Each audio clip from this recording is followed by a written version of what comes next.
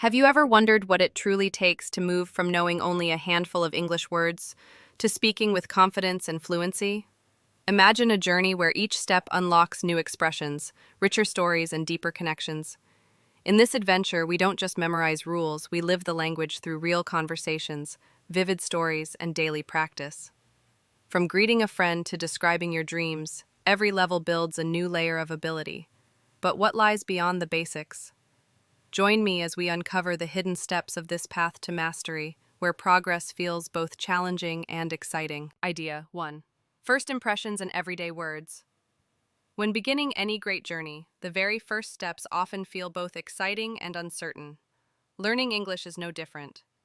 At level 1, we start by focusing on the simplest but most powerful part of communication: introductions and everyday expressions. Think about the moment you meet someone new. A friendly smile, a short greeting, and suddenly a connection is born. "Hi, my name is Chloe. What's your name?" Such a tiny exchange, yet it has the power to break the ice, to open the door to friendship, and to create confidence. These small conversations may seem basic, but they are the foundation upon which fluency is built. Imagine walking into a classroom or workplace where everyone speaks English. At first, you may feel nervous, not knowing what to say. But once you can smile and confidently introduce yourself, "Hello, I'm Daniel, nice to meet you," the fear begins to fade. These everyday words give you courage. They are like the keys to a new house. Simple, but absolutely necessary. With them, you can unlock every other part of the language. At this stage, practicing short dialogues is essential. Repeating names, greetings, and polite questions helps train your tongue and your ear at the same time. You might try saying, "I'm Sophia. Where are you from?" And your partner replies, "I'm from Brazil. And you?" Suddenly, the conversation flows naturally. Each short exchange becomes a building block, and with each block, you construct the foundation of confidence. Beyond greetings, Level 1 also teaches us to use very basic verbs. Words like eat, drink, read, draw, or sing may seem ordinary, but they are the heartbeat of everyday life. Imagine saying, "I eat fruit," she sings, he draws. By practicing slowly and clearly, you are not only learning grammar, you are training yourself to think in English. These are not abstract ideas, but living actions you can describe in your daily routine. Think about little Maya, who wakes up and cheerfully says, "Good morning, Grandma." Such a simple sentence, yet it expresses love, respect, and connection. Her grandmother smiles and asks, "How are you feeling?" Maya answers, "I'm good, thank you." This exchange is short, but it reflects the true purpose of language, building relationships. That is why these Level 1 moments are so important. They mirror real life, and they prepare you to speak with warmth and clarity. As you practice, remember this: mastery begins with the basics. Every confident speaker you admire once started here, repeating, "Hello, how are you?" until it became second nature. So don't underestimate the power of these first impressions and everyday words. They are your passport to new friendships, your stepping stones to fluency, and your first taste of freedom in English. Level 1 is not just about learning words, it is about planting the seeds of confidence that will grow into a lifetime of communication. Idea 2. Daily habits and routine activities. Once we feel confident with introductions and short exchanges, it's time to expand our English into the rhythm of daily life. After all, what we do every day defines who we are. At Level 2, we begin describing our habits and routines, learning how to paint a picture of our mornings, afternoons, and evenings. If Level 1 was about planting seeds of confidence, then Level 2 is about watering those seeds with real-life experiences. Think about your own morning. How do you usually start the day? Perhaps your alarm rings at 6:30. You open your eyes, stretch, and slowly rise. You brush your teeth, take a shower, and prepare breakfast. In English, we can express all of these steps in simple but powerful sentences. I wake up at 6, I brush my teeth. I take a shower, I eat breakfast.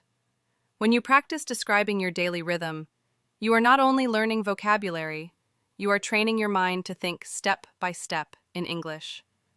Let's consider the story of Liam, a young student. He wakes up early every morning, puts on his school uniform, and packs his backpack.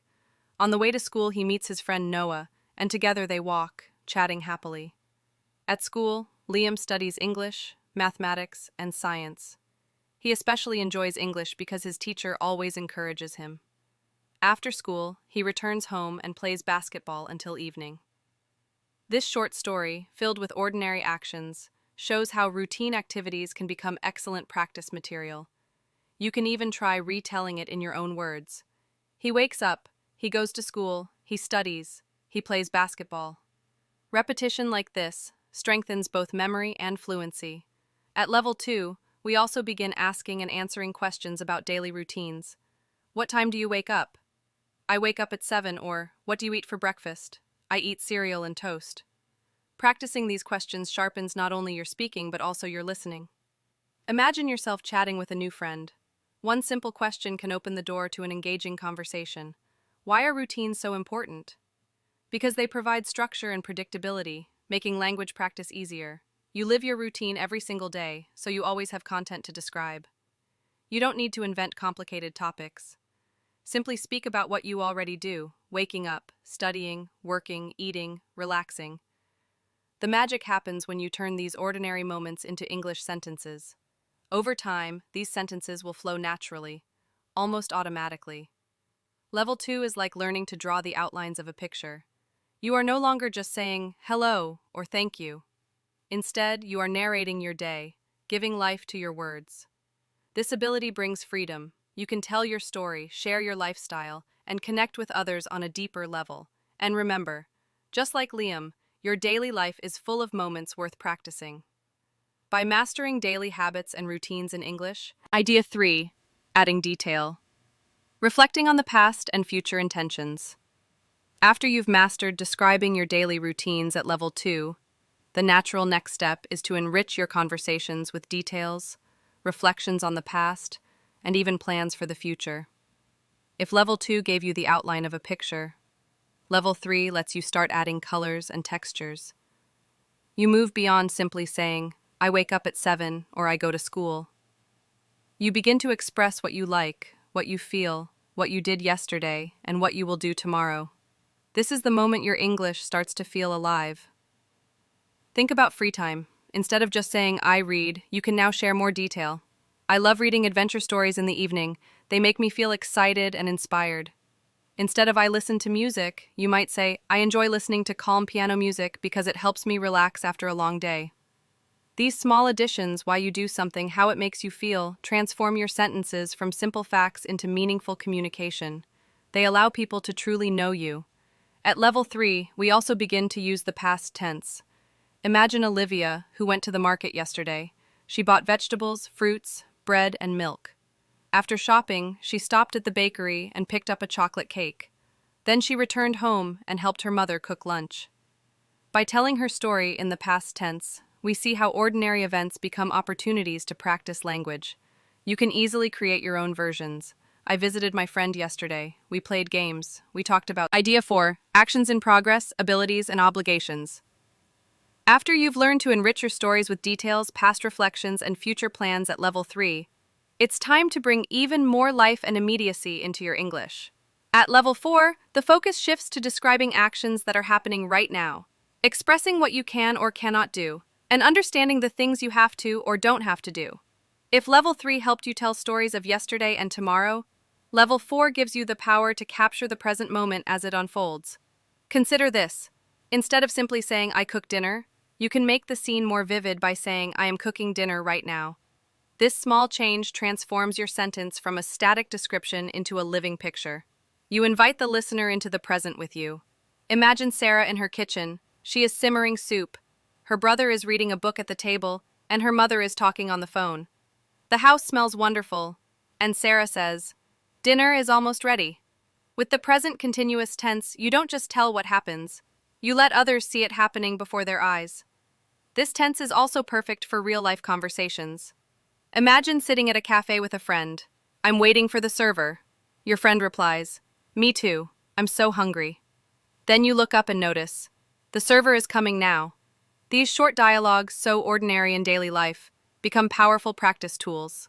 By using present continuous, you can describe not only your own actions but also the world around you. She is studying for her exam. They are playing outside.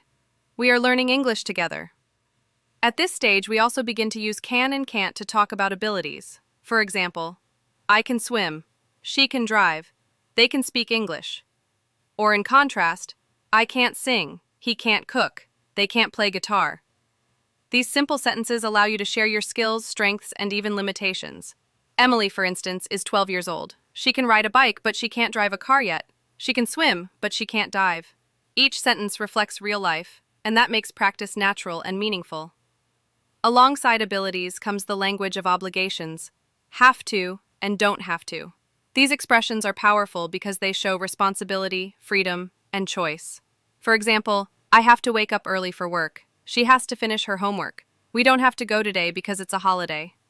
Daniel, a university student, says, I have to prepare for my exams. I have to wake up early every morning. But on weekends, I don't have to go to class, so I relax and play games. These sentences teach you not only grammar, but also how to express the rules and routines that shape your life. By combining present continuous, can, can't, and have to, don't have to, you begin to master English for real practical situations. You can describe what's happening around you right now, talk about your talents and limits. Idea 5. Past actions in progress, future plans, modals, and comparisons. Having learned how to describe what is happening right now, what you can or cannot do, and what you must or must not do at Level 4, you are ready to deepen your storytelling.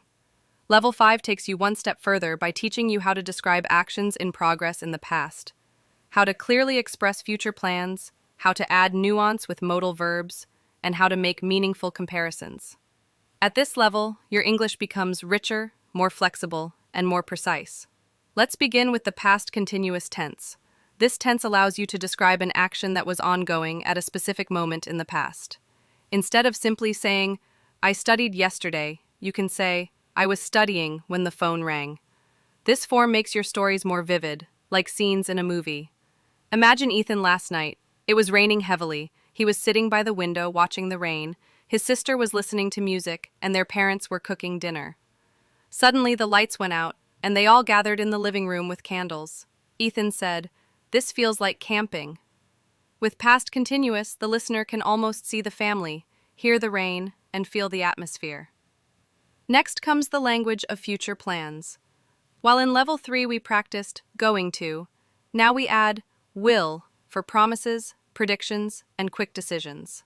For example, I will call you tomorrow, or she is going to start a new job next week. Clara, for instance, might say, I will clean the house on Saturday. On Sunday, I'm going to visit my aunt. In the evening, I will watch a movie. Notice how she mixes both will and going to, just like native speakers do. Future language gives you the power to plan, to dream, and to share your expectations with others. At this stage, we also explore modal verbs such as should, must, could, and might. These small words add big meaning. You should drink more water. We must respect our parents. He could arrive late. It might rain today. Each one adds nuance, advice, necessity, possibility, or uncertainty. Imagine Oliver feeling sick. His friend says, You should see a doctor. Oliver replies, I might go this evening. Later, the doctor tells him, You must rest for a day. These modal verbs transform simple sentences into thoughtful, practical communication. Finally, comparisons help us express differences and preferences. Instead of simply describing, we compare. She is taller than her brother. This book is more interesting than that one. My city is bigger than yours. David, for example, has 2 dogs, one large and one small. The large dog is lazier, while the small dog is quicker and more playful. Through comparisons, David not only describes his pets, but also paints a lively contrast. You too can practice by comparing your friends, your hometown, or even your study habits. When you combine past continuous, future plans, modal verbs, and comparisons, your English sudden